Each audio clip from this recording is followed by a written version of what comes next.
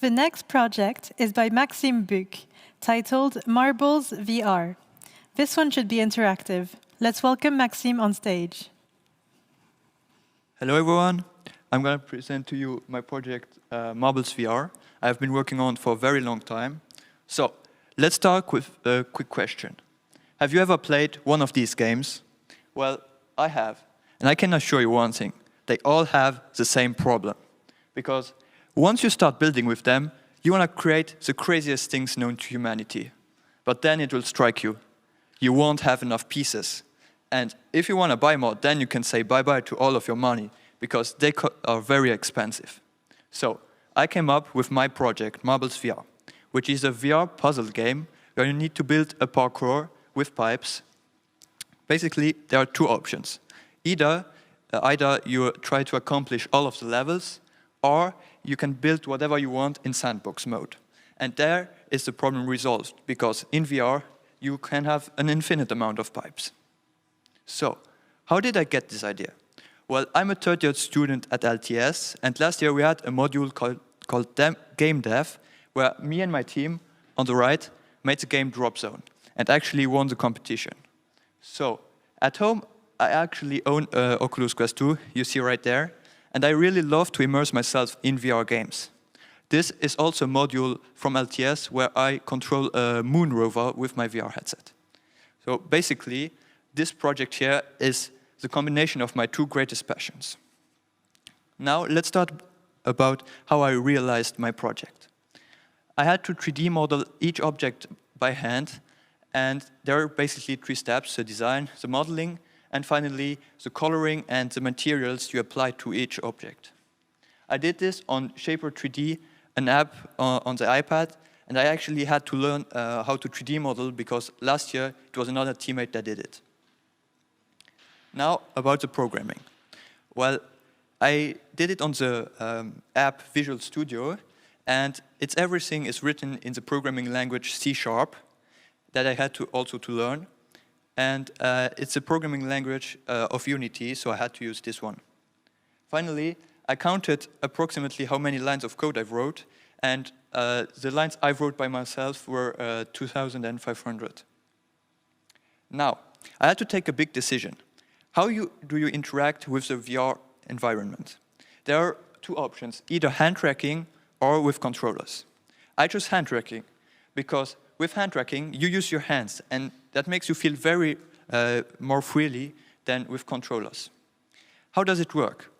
Well, the cameras on the headset, they track the position and rotation of your hands, and with visual algorithms, you can even detect the finger configuration, which will allow for some crazy mechanics. Here are the mechanics I came up with. The first one is how do you grab objects? Well, you pinch your thumb and your index together, and then the object will stay attached. Then comes the movement, because you can't just stay stuck on place. By straightening your left hand, it will detect this, and then you will be accelerated in the direction you're pointing at. Finally, I believe the coolest one is how you spawn a marble that will roll through the entire parkour. Here you see it. You straighten your right hand, and some crazy particles will spawn over it. And finally, the marble will spawn. So, that's for the mechanics. Now, there are some other things in my game, like the grid, because it really helps the player. As you see right there, once you hold an object, there is a hologram, and if you let go, the object will go to that same position and rotation. Why did I do this? Well, as said before, it helps the player, else he would have to be very precise on where to place it, and that would have resulted in some people rage quitting because it was just like too much work for them. I also implemented that if you try to put a pipe in another pipe, the hologram would turn red, and if you still let go, there will be an error sound and the pipe will fly away. Now, let's talk about the spawners, because the spawners are the thing that resolves the problem of not enough pipes. As you can see right there, I designed it to look like a hydraulic press, and once you release it, a new object will spawn. So yes, basically this brings to have an infinite amount of objects. I had one little problem, which was that basically the marbles is controlled by physics. So once it gets too slow, well, it will stop in the parkour. So I created the booster that does exactly what its name is about. It boosts the marble. Here you can see a little clip of it. So you put the booster around the pipe, and then you can just play the game. So to conclude, I found out that the concept of me making a VR game was feasible, and I really think that I learned a lot, not only how to program and to make a game, but also how to do the research around this. And now when I'm searching for something, I know how to get the results I want. For the future, I would like to polish and finalize my game, maybe add even more levels, so I can release it on the Oculus App Lab, so everybody will be free to play my game. Thanks for your attention.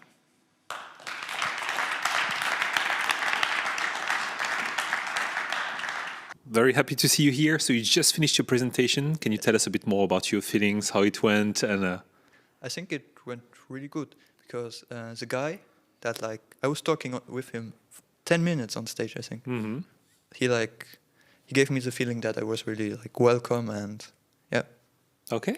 Somebody from the jury, you mean? No, not somebody from the jury, but I think he the one that was helping me set everything up. Ah, okay. And what about the jury? You found it difficult, tricky, or? They didn't really ask any questions. I mean, they were I think impressed, and they were talking a lot about my project, but I think one question. And that was remember me. So you came actually to the Science Next workshop that we organized with Tess.